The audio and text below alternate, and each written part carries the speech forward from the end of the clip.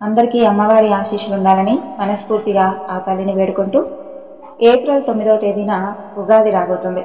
ఉగాదిలోపు ఈ కథలను భక్తి శ్రుతులతో విని శ్రీ మహావిష్ణువు యొక్క సంపూర్ణమైనటువంటి అనుగ్రహాన్ని పొందుదాం. ఉగాది వసంత మాసంలో వచ్చేటటువంటి ఈ పండుగకు ప్రకృతికి ఎంతో అవినాభావ సంబంధం ఉంటుంది. భారతీయ సాంప్రదాయం ప్రకారం చైత్ర శుక్ల పాడ్యమి నాడు అంటే ఉగాది రోజున సృష్టి జరిగిందని పురాణాల్లో చెప్పారు. ఈ రోజునే బ్రహ్మదేవుడు సృష్టిని సృష్టించాడని మనందరం బలంగా విశ్వసిస్తాం. ప్రభవనామ ఉగాదితో బ్రహ్మకల్పం మొదలై నేటికి కొనసాగుతూనే ఉంది. ఇప్పటి వరకు 6 బ్రహ్మలు బ్రహ్మకల్పం పూర్తి చేశారు. ప్రస్తుతం 7వ బ్రహ్మకల్పాన్ని కొనసాగిస్తూ ఉన్నారు. శ్రీ మహావిష్ణువు మత్స్యావతారాన్ని ధరించి సోమకుడు అనేటటువంటి రాక్షసుడిని సంహరించి వేదాలను రక్షించి బ్రహ్మకు అప్పగించినటువంటి రోజు కూడా ఉగాది రోజు అని చెబుతారు. దాని గురించి సూత మహర్షుల వారు శౌనకాది మునులందరికీ కూడా తెలియజేసినటువంటి కథ గురించి ఇప్పుడు మనం తెలుసుకుందాం. శౌనకాది మునులందరూ కూడా సూత మహర్షుల వారిని ప్రశ్నిస్తారు. ఓ బ్రహ్మర్షి, అసలు సోమకుడు అనేటటువంటి రాక్షసుడు బ్రహ్మదేవుడి నుండి వేదాలను ఏ విధంగా దొంగలించాడో ఆ వృత్తాంతం గురించి తెలియజేయండి అని అడుగుతారు. అప్పుడు సూత మహర్షుల వారు మత్స్య పురాణంలోని ఈ కథ గురించి చెబుతారు. శ్రీహరి స్వయంగా చెప్పినటువంటి మత్స్య పురాణం ఇది. నారములు అంటే నీళ్లు. నీళ్లలో శ్రీ మహావిష్ణువు ఉంటాడు కాబట్టి ఆయనకు నారాయణుడు అనే పేరు వచ్చింది. ప్రాణులలో ఆయన ఉంటాడు, ఆయనలో ప్రాణాలుంటాయి కాబట్టే ఆయన నారాయణుడయ్యాడు. నారములు అంటే జ్ఞానం అనే అర్థం కూడా ఉంది. పూర్వం సత్యవ్రతుడు అనే చక్రవర్తి చక్కగా ద్రవిడ దేశాన్ని పరిపాలన చేస్తూ ఉండేవాడు. ఆయన చాలా చక్కగా పరిపాలన చేస్తూ ఉండేవాడు.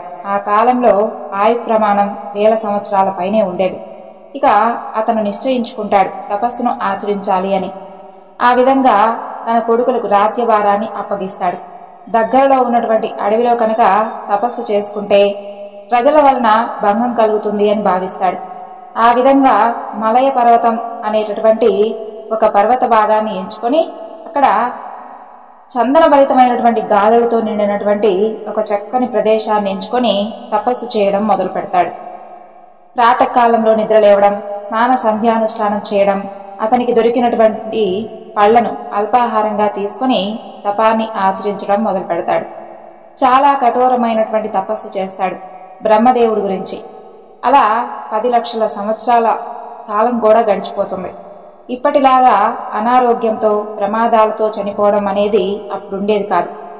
అలా కఠినమైనటువంటి తపస్సు దీక్షతో చేస్తాడు. ఆ తపస్సుకు బ్రహ్మదేవుడు ప్రత్యక్షమై, ఇలాంటి గొప్ప తపస్సు ఇటీవల కాలంలో ఎవరూ చేయలేదు నాయనా, నీ భక్తికి నేను మెచ్చాను. చావు లేదనేటటువంటి వరం తప్ప ఎలాంటి వరాన్నైనా కోరుకో, తప్పకుండా అనుగ్రహిస్తాను అని అంటాడు. ప్రళయకాలంలో అన్ని జీవరాశులు జలంలోనే నశిస్తాయి కదా స్వామి, తరువాత సృష్టి ఆరంభానికి కొన్ని జీవులు అవసరం ఉంటాయి కదా, మనుషుల కింద నాకు ఆ అవకాశాన్ని కల్పించండి అని సత్యవ్రతుడు కోరుకుంటాడు. ప్రళయాన్ని చూడాలి అనేటటువంటి కోరిక నాకు కలుగుతుంది కాబట్టి నా కోరిక తీరుతుందని నాకు అనిపిస్తుంది, నాకు ఆ వరాన్ని అనుగ్రహించండి అంటూ బ్రహ్మదేవుడిని అడుగుతాడు. సత్యవ్రత, ఈ కోరిక నా పరిధిలో లేదు నాయనా. ప్రళయకాలంలో సముద్రాలు పొంగి పొర్లుతాయి. అది 100 ఏళ్ల వరకు జరిగినచో అది మహాప్రళయకాలం అని అంటారు. ఆ మహాప్రళయకాలంలో కమలంలో ముడుచుకొని మా తండ్రి నారాయణుడి గర్భంలో దాగి నేను నిద్రిస్తూ ఉంటాను. అలా నేను నారాయణుడి గర్భంలోకి వెళ్లి తరువాత మామూలు పరిస్థితికి వచ్చిన తరువాత నేను నారాయణుడి గర్భం నుండి వెలుపలికి వచ్చి సృష్టిని మొదలు పెడతాను. నీ కోరిక నా పరిధిలో లేదు, నారాయణుడి దయతో తప్పకుండా సిద్ధిస్తుంది అని చెప్పి బ్రహ్మదేవుడు మాయమవుతాడు. వెంటనే దేవతలందరూ కూడా పారిజాత పుష్పవర్షాన్ని ఆకాశం నుండి కురిపిస్తారు. దేవతలు కూడా ప్రళయకాలంలో అంతర్ధానమవుతారు కాబట్టి వారు కూడా ప్రళయకాలంలోని పరిణామాలు చూడలేరు. అప్పుడు సత్యవ్రతుడు బ్రహ్మదేవుడు శ్రీ మహావిష్ణువు ద్వారా సిద్ధిస్తుంది అని చెప్పాడు కదా, ఆనందంగా తన ఆశ్రమానికి తిరిగి వెళ్ళిపోతాడు. కొద్ది కాలం గడిచిపోతుంది. ఒక రోజున ఉదయాన్నే నదీ స్నానం చేసి సంధ్యానుష్ఠానం చేసి పితృతర్పణం ఇవ్వాలని చెప్పి దోసిట్లోకి నీళ్లను తీసుకుంటాడు. ఆ నీటిలోకి ఒక చేప పిల్ల వస్తుంది. ఆ నీళ్లు పనికిరావని చెప్పి ఆ నీటిని వదిలిపెడతాడు. మరలా నీటిని దోసెట నిండా తీసుకుంటే మరలా చేప పిల్ల ఆ నీటిలోకి వస్తుంది. ఆ నీటిని విడిచిపెట్టి మరలా వేరే నీళ్లు తీసుకుంటే మరలా చేప పిల్ల వస్తుంది. ఆ నీటిని వదలబోతూ ఉంటే అప్పుడు మానవ కంఠస్వరంతో ఆ చేప ఈ విధంగా అంటుంది, పితృతర్పణాలు వదిలేటటువంటి నీళ్లలో జలచరాలు ఉండకూడదని నాకు తెలుసు, కానీ నన్ను పెద్ద చేపలు మింగడానికి వస్తున్నాయి, నన్ను కాపాడండి అని అంటుంది ఆ చేప. దానిని కమండలంలో వేసుకుని పితృతర్పణాలు వదిలిపెట్టి ఇంటికి వస్తాడు సత్యవ్రతుడు. అలా ఇంటికి వచ్చేసరికి ఆ చేప పిల్ల 16 అంగుళాలు పెరుగుతుంది.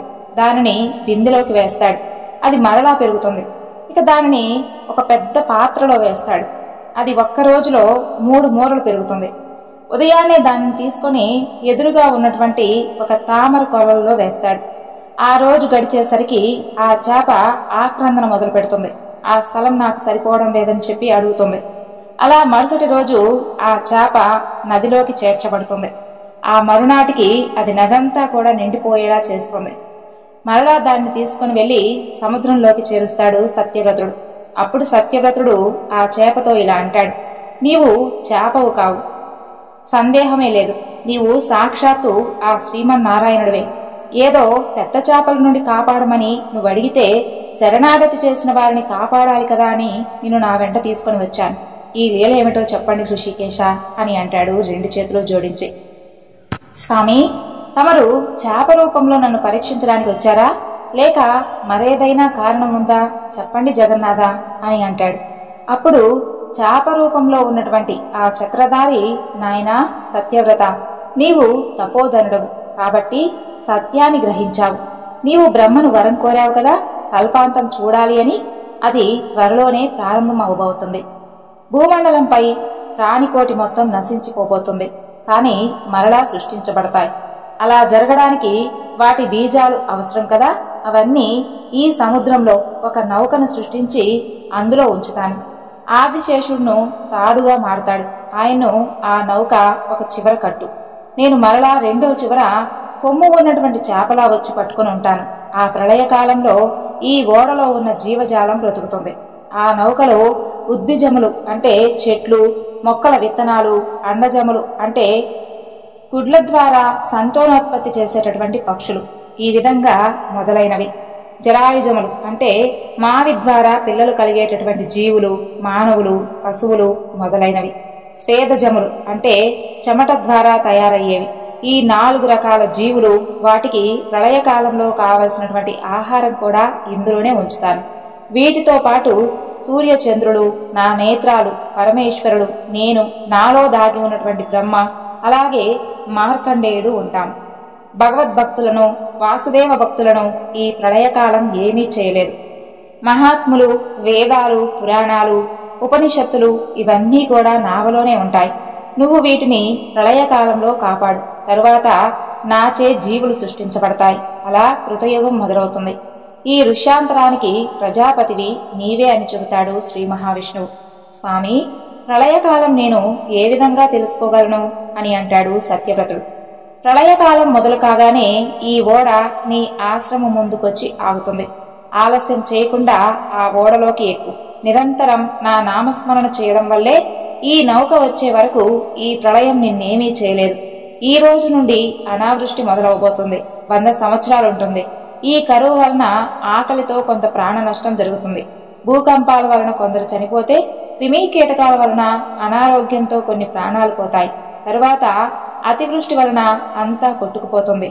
సూర్యుడి అతినీల లోహిత కిరణాల వలన కొంత ప్రాణ నష్టం జరుగుతుంది. ధ్రువ నక్షత్రం తప్ప అన్ని నక్షత్రాలు రాలిపోతాయి. కాబట్టి పురాణాలు, శాస్త్రాలు మొదటి బ్రహ్మచేత వినిపించబడ్డాయి. కాబట్టి తర్వాతే వేదాలొచ్చాయి. రోజు పురాణాలను నెమరు వేసుకో అంటూ మాయమవుతాడు శ్రీహరి. అప్పటి నుండి ప్రళయకాలం వచ్చే వరకు ఆశ్రమంలోనే ఉంటాడు సత్యవ్రతుడు. ప్రతిరోజు స్నాన సంధ్యలను ఆచరించి పురాణ పఠనం మననం చేస్తూ ఉంటాడు ఆయన. అలా కొంతకాలానికి శ్రీమన్నారాయణుడు చెప్పినటువంటి భయంకరమైనటువంటి అనావృష్టి ఏర్పడుతుంది. తిండి కోసం బలహీనంగా ఉన్న వారిని బలవంతంగా తినడం లేదా వారి ఆహారాన్ని లాక్కోవడం చేస్తుంటారు. సత్యవ్రతుడు ఈ దారుణాన్ని చూడలేక బాధపడతాడు. తరువాత అతివృష్టి మొదలవుతుంది. జగత్తంతా ఏకమైపోతుంది. నక్షత్రాలన్నీ రాలిపోతూ ఉంటాయి. దేవతలు, అన్ని లోకాలు కనుమరుగవుతూ ఉంటాయి. చేపగా మారిపోతాడు శ్రీమన్నారాయణుడు. వెంటనే ఆదిశేషుడు తాడుగా మారిపోతాడు. సత్యవ్రతుడు ఆ తాడుకు నమస్కారం చేసి, నీవు సంకర్షణుడవు, నా స్వామి, లోక రక్షణార్థం నిన్ను తాడు కమ్మన్నారు, కాబట్టి స్వామి అనుగ్రహించండి అంటూ ప్రార్థన చేసి దాన్ని ఒకవైపు నౌకకు కట్టి రెండో వైపు చేప కొమ్ముకు కడుతూ, స్వామి, మీ ఆదేశంతో తాడును మీ కొమ్ముకు ముడివేస్తున్నా, నన్ను క్షమించండి, అనుగ్రహించండి అంటూ వేడుకొని నౌకలోకి చేరుకుంటాడు సత్యవ్రతుడు. ఆ విధంగా ప్రపంచ ప్రళయ కాలంలో కెరటాలు ఓడంత ఎత్తున లేస్తాయి. అయినా ఈ నౌక జగన్నాథుని రక్షణలో సుఖంగా చెక్కు చెదరకుండా ఉంటుంది. సూర్య కిరణాలు పడడం లేదు కాబట్టి పగలు రాత్రి తేడా లేకుండా అంతా అంధకారంలో కొట్టుమిట్టాడుతూ ఉంటుంది. కాలమంతా ఈ విధంగా గాఢాంధకారంలో గడిచిపోతూ ఉంటుంది. అలా ఉన్నప్పుడు సత్యవ్రతుడు ఏం చేశాడు మహర్షి అంటూ శౌనకుడు అడుగుతాడు. ప్రపంచమంతా అంధకారంలో మునిగిపోయినా విష్ణుదేవుని ముందు ఉన్నటువంటి సత్యవ్రతుడికి ఎలాంటి ఇబ్బంది కలగలేదు. అలాగే సత్యవ్రతుడితో పాటు ఉన్నటువంటి మిగతా ద్వాదశాదిత్యులు, అలాగే సమస్త జీవజాలము, సకల మహర్షులు, వారందరికీ కూడా ఎలాంటి ఇబ్బంది కలగలేదు. ఎందుకంటే మత్స్యావతారంలో ఉన్నటువంటి శ్రీమన్నారాయణుడు వారందరినీ రక్షిస్తూ ఉన్నాడు కాబట్టి. ఆ విధంగా బ్రహ్మదేవుడు కూడా నారాయణుడి యొక్క కమలంలో ముడుచుకొని నిద్రిస్తూ ఉంటాడు, ప్రళయకాలం నుండి బయటకు రాలేక. బ్రహ్మ తిరిగి వచ్చే వరకు ఆ మహామత్స్యం ఆ పడవను కాపాడుతూ ఉంటుంది. ఆ తరువాత ప్రళయం తగ్గి సూర్యోదయం అవుతుంది. ఆ విధంగా ఎండలు కాయగా నీరు ఇంకి భూభాగాలన్నీ కూడా బయటపడతాయి. తరువాత సూర్యుడు ఒక్కడే మిగులుతాడు.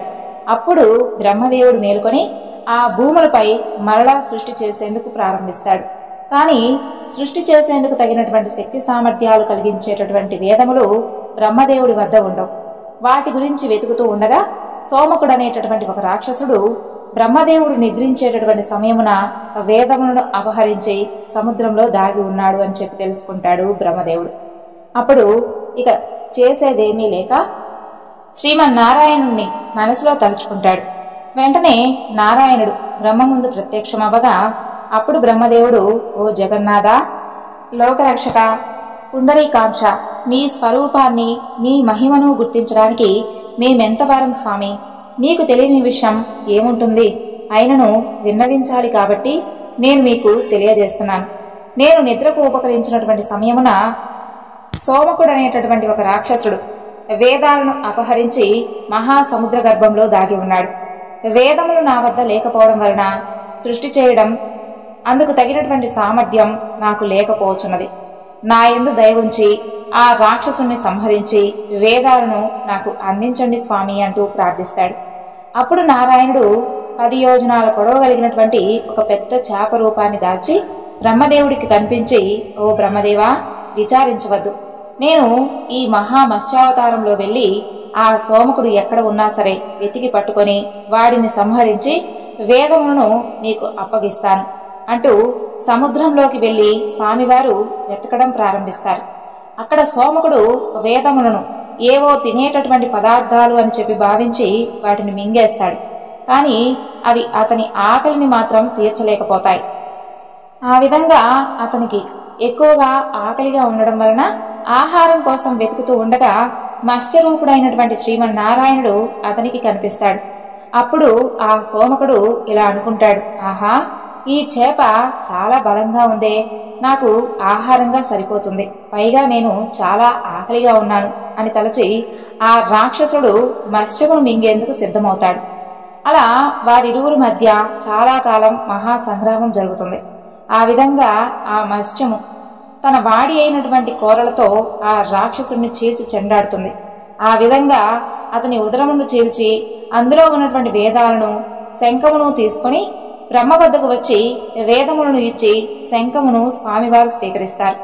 వేదములను ఇచ్చిన తరువాత బ్రహ్మతో, నాయనా బ్రహ్మ, సోమకుడు వేదములను మింగడం వలన కొన్ని శిథిలమైపోయాయి.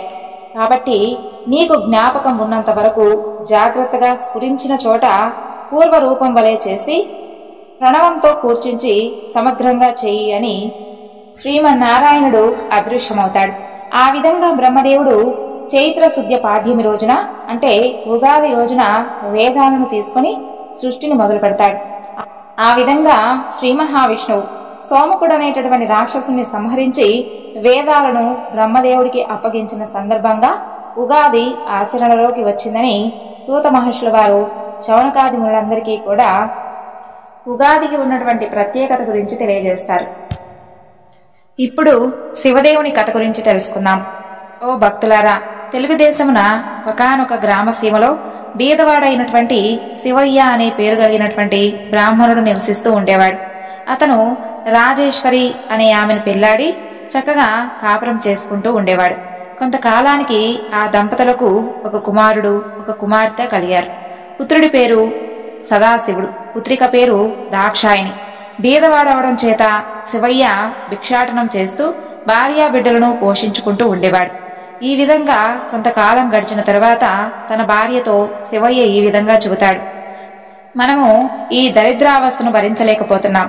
నేను తిరుపతికి వెళ్లి స్వామివారిని దర్శించుకుని అక్కడ కాస్త కష్టపడి కొంత ధనాన్ని సంపాదించుకుని తప్పకుండా తిరిగి వస్తాను. నీవు బిడ్డలను జాగ్రత్తగా చూసుకుంటూ ఉండు అని చెప్పి శివయ్య ప్రయాణమై వెళుతూ ఉండగా అతనికి ఒక ముసలి బ్రాహ్మణుడు ఎదురుపడతాడు. ఎవరు నాయన నీవు అని ఆ బ్రాహ్మణుడు అడుగుతాడు. అప్పుడు ఆ శివయ్య ఈ విధంగా చెప్తాడు: మహానుభావా, ఈ కనిపిస్తున్నటువంటి పల్లె నా గ్రామం. నేను చాలా బీద కుటుంబీకుడను. ఒక భార్య, 2 పిల్లలు ఉన్నారు. సంపాదించింది చాలక దరిద్ర బాధను భరించలేక తిరుపతికి వెళ్లి ధనార్జన చెయ్యాలి అనే తలంపుతో ఇల్లు విడిచిపెట్టి బయలుదేరుతున్నాను అని చెప్తాడు. అప్పుడు ఆ ముసలి బ్రాహ్మణోత్తముడు నవ్వుతూ ఈ విధంగా అంటాడు: ఓయి వెర్రి నాయనా, తిరుపతికి వెళ్ళినంత మాత్రాన, స్వామివారు దర్శనం చేసినంత మాత్రాన నీవు ధనాన్ని సంపాదించుకోగలవా? నీకు సకల ఐశ్వర్యాలను ఇచ్చేటటువంటి వ్రతకథను గురించి చెబుతాను, శ్రద్ధగా ఆలకించు అని చెబుతూ ఈ విధంగా చెప్పబోతాడు. అప్పుడు శివయ్య: పుణ్యపురుష, అది ఏ స్వామి కథ? అదిగో అక్కడ ఒక చెట్టు కనిపిస్తుంది కదా, ఆ చెట్టు నీడను కూర్చొని తప్పకుండా మీరు నాకు వివరించండి స్వామి అంటూ వేడుకుంటాడు. అప్పుడు ఆ బ్రాహ్మణోత్తముడు శివదేవుని కథ గురించి ఈ విధంగా చెప్పడం ప్రారంభిస్తాడు. వంగదేశమును పాలించేటటువంటి సూరసేన మహారాజు అనే రాజు ఉండేవాడు. అతనికి గుణవంతురాలైనటువంటి ఒక పుత్రిక ఉంది. ఆ బాలామణి పేరు సీమంతిని. ఆమె చిన్ననాటి నుండి శివదేవుని యందు అపారమైనటువంటి భక్తి కలదై పూజలు చేస్తూ ఉండగా ఆ విషయం గురించి యాజ్ఞవల్క్య మహాముని భార్య అయినటువంటి మైత్రేయి తెలుసుకొని తానే స్వయంగా సీమంతునికి సోమవార వ్రత మహిమ గురించి వివరించి చెప్పి సూరసేన మహారాజు పట్టమునకు బయలుదేరి వచ్చి వ్రత విధానమును సీమంతునికి తెలియజేసి వెళ్లిపోతుంది. ఆనాటి నుండి ఆ రాజకుమార్తె సోమవార వ్రతాన్ని భక్తి శ్రద్ధతో చేస్తూ స్వామివారిని పూజిస్తూ వ్రతకథ చదువుతూ దినదిన ప్రవర్ధమానమవుతూ ఉండేది. ఆ విధంగా చంద్రాంగదుడనేటటువంటి ఒక కుమారుడు ఉండేవాడు. ఆ చిన్నవాడు సకల విద్యలు నేర్చుకుని పెళ్లిడికి వస్తాడు. చంద్రాంగదునకు వివాహం చెయ్యాలి అనే తలంపుతో ఇంద్రసేన మహారాజు తన కొలువునందు ఉన్నటువంటి మంత్రి పురోహిత సామంతులతో యువరాజైనటువంటి చంద్రాంగదునకు సరిపోయేటటువంటి చిన్నదానిని చూడమని చెప్పి వారిని దేశ దేశాలకు పంపిస్తాడు. వారు ఆ విధంగా అనేక దేశాలు తిరిగి తిరిగి చివరికి వంగదేశ పరిపాలకుడైనటువంటి సూరసేన మహారాజు పట్టణానికి చేరుకుంటారు. ఆ రాజుకు సీమంతిని అనే కుమార్తె ఉందని తెలుసుకుని పరిచారకుల వలన తెలుసుకున్న తరువాత రాజ దర్శనానికై ఆస్థానానికి వెళతారు. ఆ తరువాత ఆ రాజు మంత్రి పురోహితులను గౌరవించి తమను వచ్చినటువంటి పని గురించి అడుగుతాడు. అప్పుడు వారు: మహారాజా, మాది అంగదేశం. మా ఇంద్రసేన మహారాజు గారికి చంద్రాంగదుడు అనేటటువంటి కుమారుడు ఉన్నాడు. అతనికి తగినటువంటి కన్య గురించి వెతుకుతూ తమ పుత్రికారత్నమైనటువంటి సీమంతిని దేవి గుణగుణాలను తెలుసుకుని ఇక్కడకు వచ్చాము. ఇదిగో మా యువరాజు చిత్రపటం అంటూ ఆ రాజుకు చిత్రపటాన్ని చూపిస్తారు. రాజు ఆ చిత్రపటాన్ని కుమార్తెకు చూపించి ఆమె సమ్మతికి సంతోషించి కళ్యాణ ముహూర్తం నిశ్చయించి మహావైభవంగా వివాహం జరిపిస్తాడు. వివాహమైన కొంతకాలానికి ఒక రోజున చంద్రాంగదుడు తన వినోదపు చెలికాళ్లతో కలిసి యమునా నదీ తీరమున నావపై షికారు చేస్తూ ఉన్నటువంటి సమయమున దురదృష్టవశాత్తమున ఆ నావ నీటిలో మునిగిపోతుంది. చంద్రాంగదుడు తప్ప మిగిలిన వారందరూ చనిపోతారు. చంద్రాంగదుడిని నాగకన్యలు పట్టుకుని తమ రాజు అయినటువంటి తక్షకుని వద్దకు తీసుకుని వెళ్తారు. తక్షకుడు చంద్రాంగదుడిని చూసి, ఇతనెవరు, ఇక్కడికి ఎందుకు తీసుకుని వచ్చారు అని అడుగుతాడు. ఇతనెవరో మాకు తెలియదు, నీటి ప్రవాహంలో కొట్టుకుని పోతూ ఉండగా మాకు చిక్కడం వలన తమ వద్దకు తీసుకుని వచ్చామని చెప్పి ఆ నాగకన్యలు చెబుతారు. అప్పుడు తక్షకుడు దివ్యదృష్టి వలన అతని వృత్తాంతం తెలుసుకుని, ఇతను సామాన్యుడు కాడు, ఇతని ధర్మపత్ని సీమంతినీదేవి పరమేశ్వరుణ్ణి ఆరాధించుటూ సోమవార వ్రత ప్రభావం కలిగినటువంటి మహాపతివ్రత. అందువలనే ఇతను నీటిలో పడిపోయినప్పటికీ ప్రాణాలు విడిచిపెట్టకుండా మీకు చిక్కడం జరిగింది. మీకు చిక్కడం వలన అతనికి ఏ విధమైనటువంటి అపాయం కలగలేదని నాగకన్యలకు చెబుతాడు. ఈ సంభాషణ అంతా వింటున్నటువంటి చంద్రాంగదుడు భయపడిపోయి దిక్కులు చూస్తూ ఉంటాడు. అప్పుడు తక్షకుడు చంద్రాంగదుడిని వీపు చరిచి ధైర్యం కలుగజేసి తన వద్ద ఉన్నటువంటి విలువైనటువంటి మనులనిచ్చి ఆ మనుల యొక్క ప్రభావం కూడా తెలియజేసి భూలోకానికి సాగనంపుతాడు. అక్కడ సీమంతిని భర్త జాడ గురించి తెలియనందువలన నావ ప్రమాదంలో చెలికాళ్లతో పాటు తన భర్త కూడా మరణించి ఉంటాడని చెప్పి అనుకుని పరిపరి విధాలుగా విచారిస్తూ, ఓ శివదేవ, తల్లి పార్వతీమాత, నేను ఎప్పుడూ కూడా విడిచిపెట్టకుండా ఆచరిస్తున్నటువంటి సోమవార వ్రతం యొక్క ఫలితం ఇదేనా తల్లి అంటూ దుఃఖిస్తూ కళ్ళు మూసుకొని స్వామి అమ్మవార్లను ప్రార్థిస్తూ ఉంటుంది. అప్పుడు ఆమెకు స్వప్నంలో జగజ్జనని అయినటువంటి ఆ పార్వతీదేవి, అమ్మాయి, నీ భర్తకు ఎలాంటి భయమూ లేదు, విచారించవద్దు, అతను సజీవుడై ఉన్నాడు, త్వరలోనే తప్పకుండా నీ చెంతకు వస్తాడు అని చెప్పి అంతర్ధానమవుతుంది. అంతలో ఆమె మేల్కొంటుంది. నాకు వచ్చినటువంటి స్వప్నంలో దేవి చెప్పినటువంటి వాక్యాలు వృధా కావని చెప్పి తన మనసును తనే ధైర్యం చెప్పుకొని యథాప్రకారంగా సోమవార వ్రతం చేసుకుంటూ ఉండగా దివ్య ప్రభావం కలిగినటువంటి మనులతో చంద్రాంగదుడు తన దేశానికి తిరిగి వస్తాడు. ఇంద్రసేన మహారాజు కొడుకు రాగకు సంతోషించి జరిగిందంతా తెలుసుకుని తన కుమారుడు సజీవుడుగా ఉన్నాడని చెప్పి మహిమ కలిగినటువంటి మనులతో వచ్చాడని చెప్పి ఆ శుభవార్త గురించి సూరసేన మహారాజు కబురు పంపించి శుభముహూర్తమున సీమంతిని దేవికి చంద్రాంగదుడికి వైభవోపేతంగా పట్టాభిషేకం చేస్తారు. సీమంతిని దేవి చంద్రాంగదులు తమ దేశ ప్రజలకు సోమవార వ్రత ప్రభావం గురించి, శివదేవుని యొక్క మహిమల గురించి బోధిస్తూ ధర్మ మార్గమున రాజ్య పరిపాలన చేస్తూ ఉండేవారు. ఆ విధంగా సీమంతిని దేవి తన సోమవార వ్రత మహిమ వలననే తన యొక్క 5వ తనాన్ని కాపాడుకోగలిగిందని ప్రజలంతా భావించి వారు కూడా సోమవార వ్రతం చేసి సకల సంపదలతో సుఖంగా ఉన్నారని చెప్పి ముసలి బ్రాహ్మణుడు శివయ్యతో చెప్పి, నీవు కూడా ఆ వ్రతం చేసిన ఎడల నీకు కూడా సకల ఐశ్వర్యాలు కలుగుతాయి అని చెప్పగా అప్పుడు శివయ్య అమితానందం చెంది వ్రత విధానం అంతా తెలుసుకున్నటువంటి శివయ్య బ్రాహ్మణుడిని, ఆహా, ఈ మహానుభావుడే నా పాలిట దేవుడు, నా అవస్థను చూసి నాకు ఈ ఉపదేశం చేసేనని చెప్పి భావించి తిరిగి ఇంటికి వెళ్లి జరిగిందంతా తన భార్యకు తెలియపరుస్తాడు.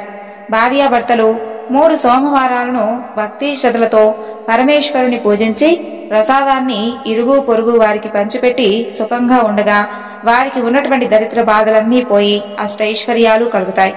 అలా కొన్నాళ్లకు ధనగర్వంచే వ్రతం చేయడం మానివేస్తాడు శివయ్య. శివదేవునికి కోపం వచ్చి నీకు గర్వం అణచాలి అనేటటువంటి భావనతో మరలా దరిద్రులుగా చేస్తాను అని చెప్పి భావిస్తాడు. వెంటనే వారిని దరిద్రులుగా చేస్తాడు.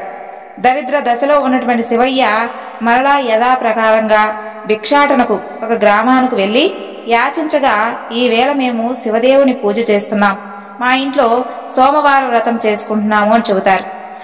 అప్పుడు శివయ్య ఈ విధంగా అనుకుంటాడు, అయ్యో, నేను ఎంతటి పొరపాటు చేశాను అనుకుంటూ శివదేవుని యొక్క సోమవార వ్రతం గురించి మరిచిపోయినందువలనే నాకు ఇలాంటి దుస్థితి ఏర్పడింది అని అనుకుంటూ ఇంటికి వెళ్లి ఆ సంగతంతా భార్యకు జ్ఞాపకం చేస్తాడు. ఆమె భర్త మాటలు లెక్క చేయకుండా మొండిగా మాట్లాడుతుంది. ఇక గత్యంతరం లేక శివయ్య పిల్లలతో నదీ స్నానం చేసి వచ్చి శివదేవుణ్ణి పూజించి కథ చెప్పుకుంటూ భార్యను వినడకు రమ్మని చెప్పి పిలుస్తాడు. తను కథ కూడా వినను అని చెబుతుంది. ఆ మరునాడే ఆమె కళ్ళు కనిపించకుండా పోతాయి.